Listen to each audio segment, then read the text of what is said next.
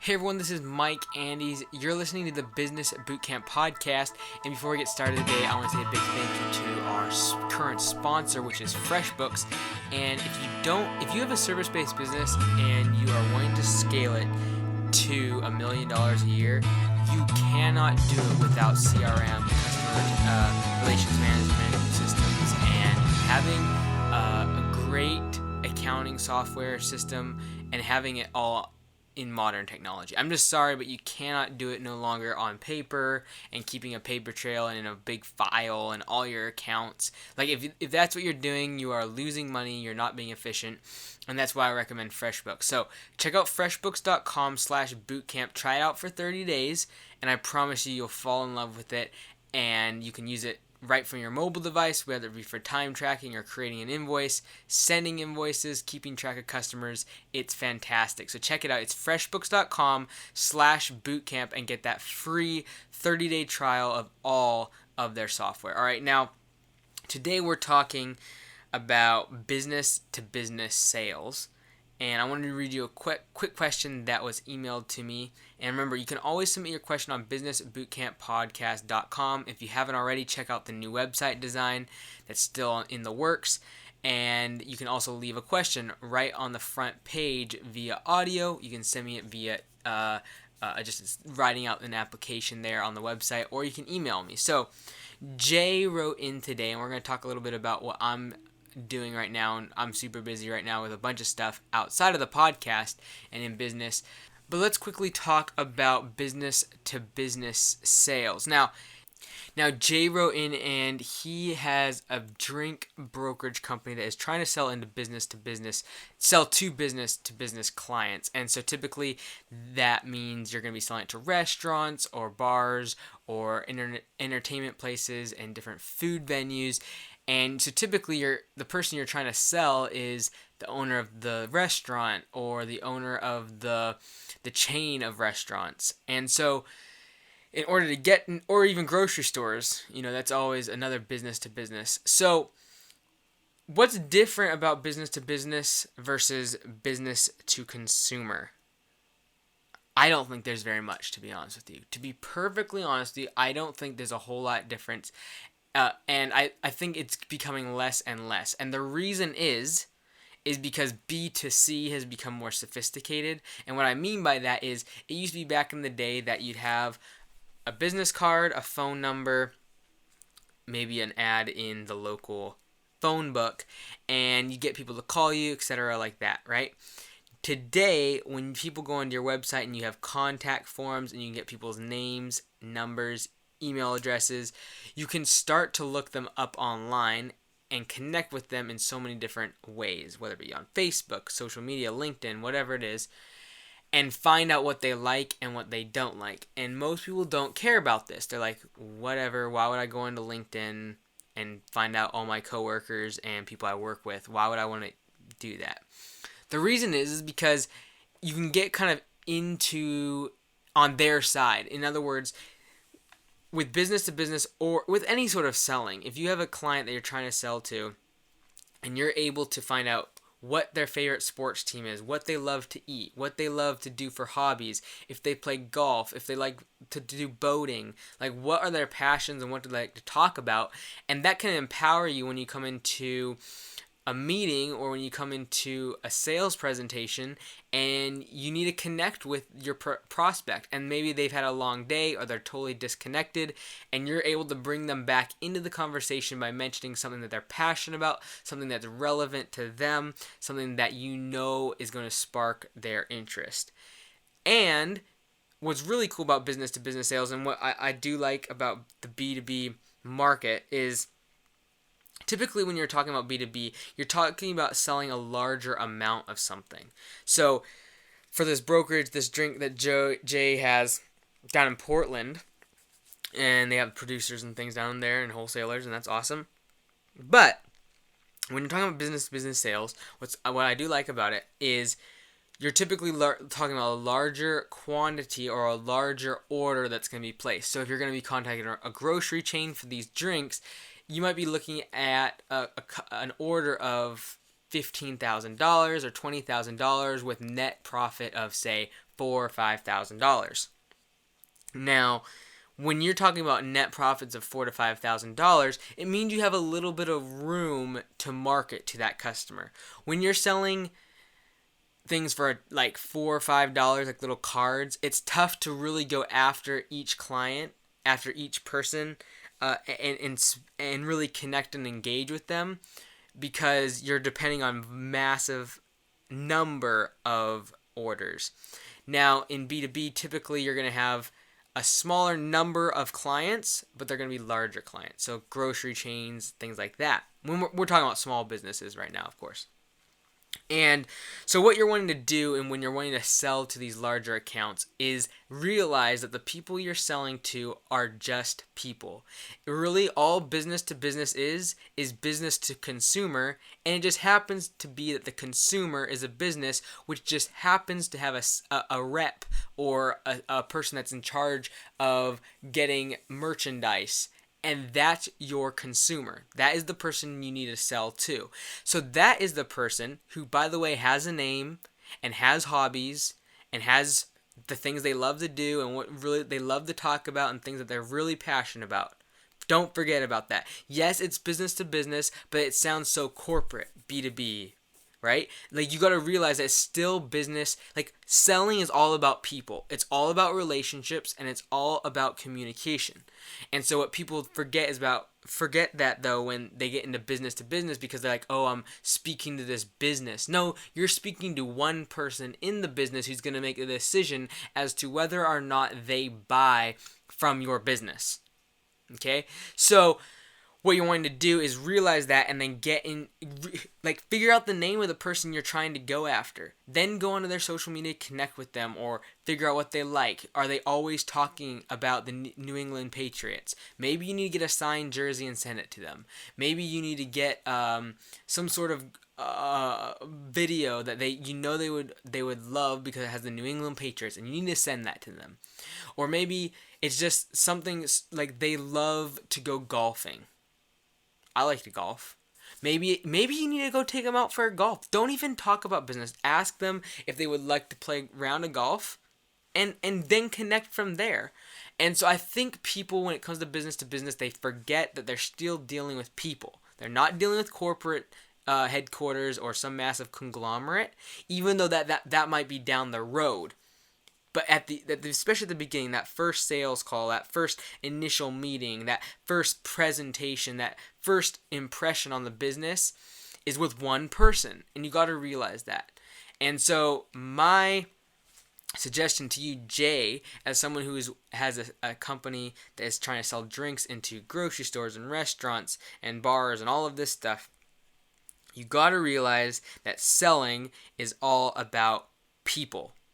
All right, so that's really the core of what sales is all about, and people forget about that. People forget, like for instance, we're gonna be putting together this course, and it's gonna be an expensive course, relative, of course, because they're gonna be getting some really cool software that's in and of itself is worth 60% of the cost of the course. And so it's going to be $500, and they are going to, and so a lot of that, you technically look at that and say, oh, that's a lot of profit margin. Yes, what that means is you have a lot of room, or you have a lot of resources to allocate to things like cost per click marketing, Facebook ads, Google AdWords, those things.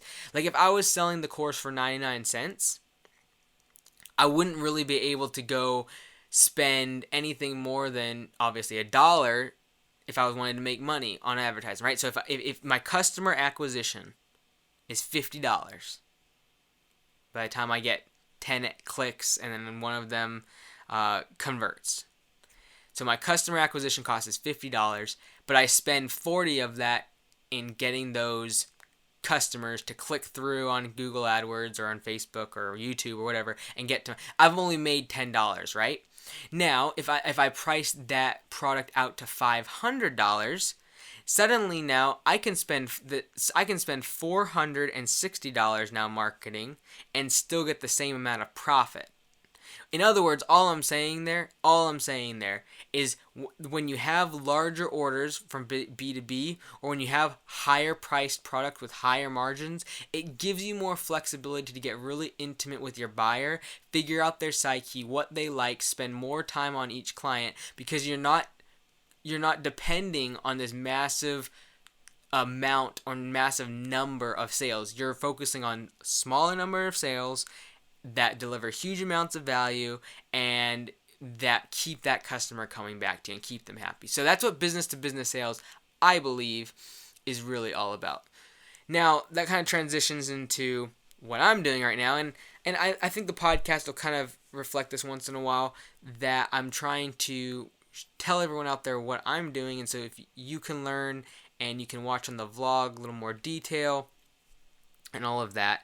And so I try to be as transparent and open about my businesses and what I'm going through, and I hope that you can learn as I go along the journey. So, landscapebusinesscourse.com. That's landscapebusinesscourse.com is now, I'm not going to say live, it's a work in progress.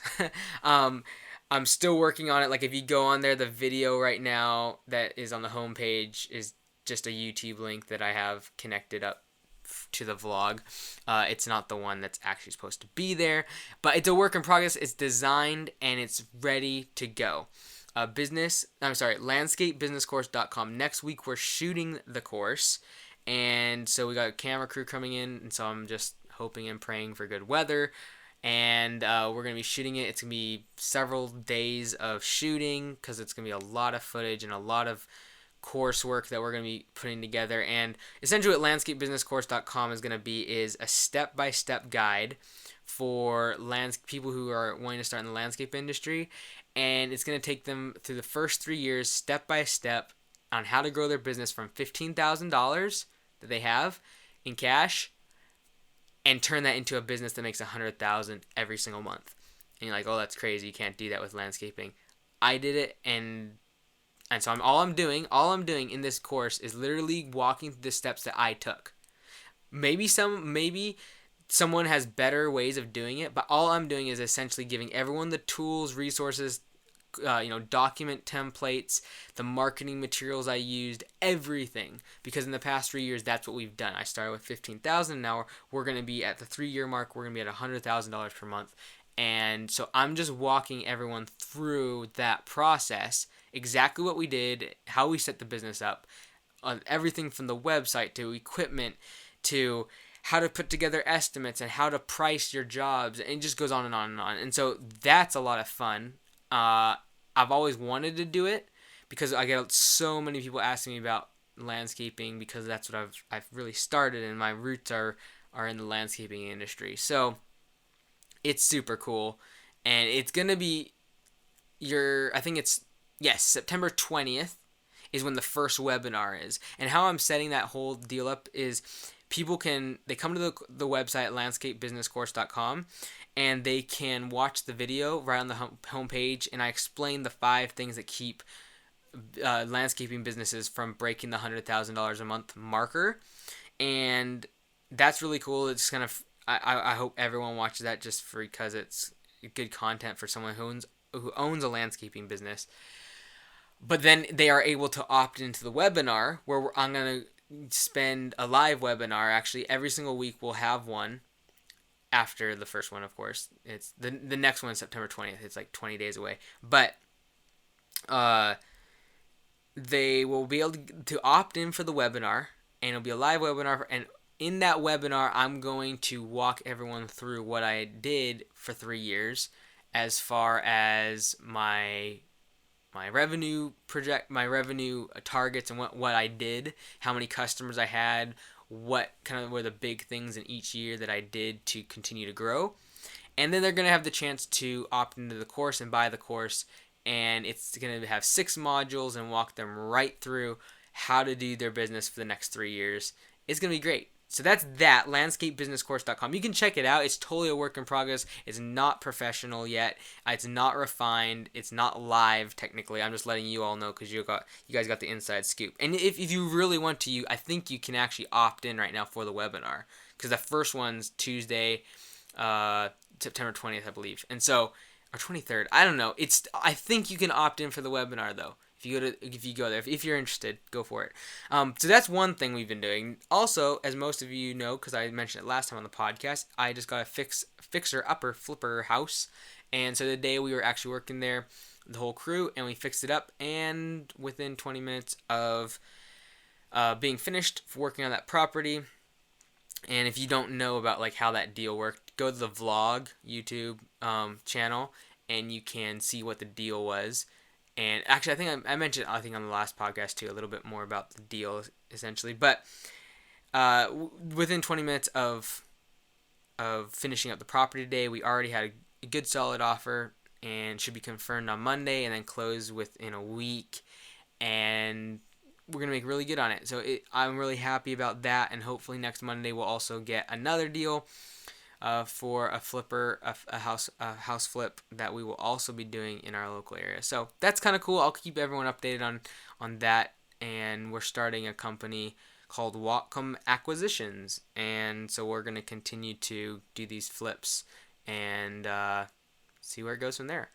And so yeah, if you're interested in real estate and you're interested in what I'm doing there and how I'm working those deals, I talk about on the vlog, and I put two videos up the other day. I walked everyone through the property, and then I gave you all the breakdown on the deal itself. Like, we bought it for $95, sold it for $135, put in a couple grand and a few hours of work. And then today, after we sold it, got the offer and everything, I got a great video, did another walkthrough, and that was cool. But then I literally, just before turning on this recording, I had my memory card for my camera, and I was going to put it, if you have an iMac, you know what I'm talking about.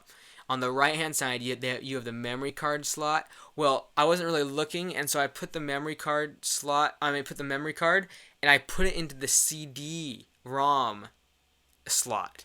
So I literally cannot, as I'm talking to you, I'm looking at this. I cannot see this, where my memory card is right now. I've been trying to pick it out. I'm sure I've destroyed the CD-ROM reader. I've been trying to pick it with a knife, and I can't even feel it in there. So probably lost the memory card. So next Monday, hopefully, I'll go back to the property and shoot that video again. But we did some really cool stuff today. Like, we essentially pressure washed it, got the moss off the roof.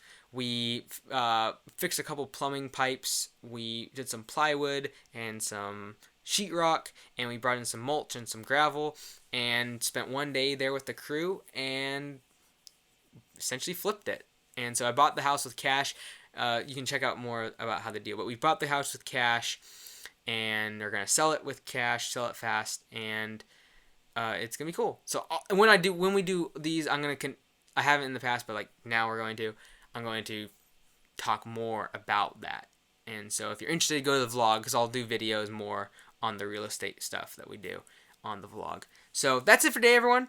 Make sure you check out businessbootcamppodcast.com. Lots of fun stuff going on here. Let me know if you have a question on how to start, grow, or save your business.